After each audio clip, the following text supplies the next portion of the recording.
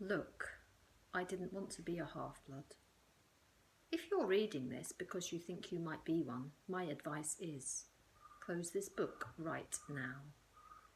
Believe whatever lie your mum and dad told you about your birth and try to lead a normal life. Being a half-blood is dangerous. It's scary. Most of the time it gets you killed in painful, nasty ways. If you're a normal kid reading this because you think it's fiction, great. Read on. I envy you for being able to believe that none of this ever happened. But if you recognise yourself in these pages, if you feel something stirring inside, stop reading immediately. You might be one of us. And once you know that, it's only a matter of time before they sense it too. And they'll come for you. Don't say I didn't warn you. My name is Percy Jackson. I'm 12 years old. Until a few months ago, I was a boarding student at Yancey Academy, a private school for troubled kids in upstate New York. Am I a troubled kid? Yeah, you could say that. I could start at any point in my short, miserable life to prove it. But things really started going bad last May when our 6th grade class took a field trip to Manhattan. 28 kids and 2 teachers on a yellow school bus heading to the Metropolitan Museum of Art to look at ancient Greek and Roman stuff.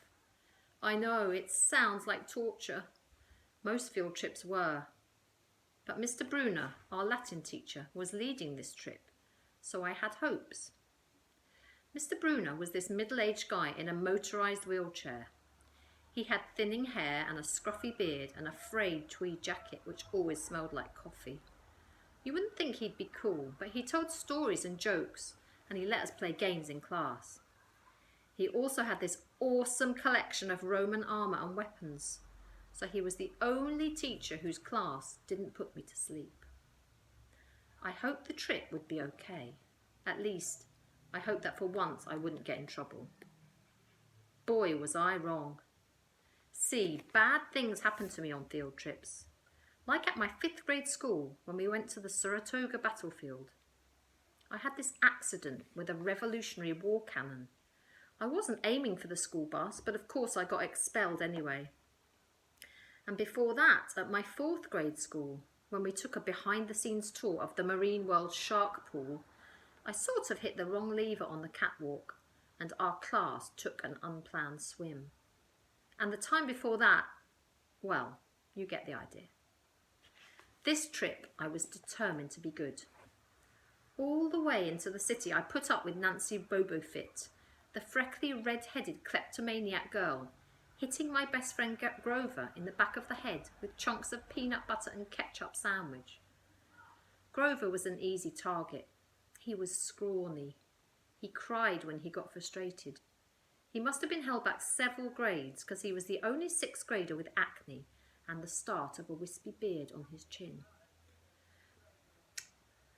He had a note excusing him for PE for the rest of his life because he had some kind of muscular disease in his legs. He walked like every step hurt him, but don't let that fool you. You should have seen him run when it was enchilada day in the cafeteria. Anyway, Nancy Bobofit was throwing wads of sandwich that stuck in his curly brown hair, and she knew I couldn't do anything back to her because I was already on probation. The headmaster had threatened me with death by in-school suspension if anything bad, embarrassing, or even mildly entertaining happened on this trip. I'm going to kill her, I mumbled. Grover tried to calm me down. It's okay, I like peanut butter. He dodged another piece of Nancy's lunch. That's it. I started to get up, but Grover pulled me back in my seat. You're already on probation, he reminded me. You know who'll get blamed if anything happens. Looking back on it, I wish I'd decked Nancy Bobofit right then and there. In-school suspension would have been nothing compared to the mess I was about to get myself into.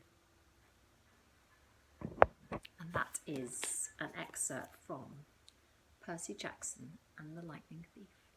Thank you.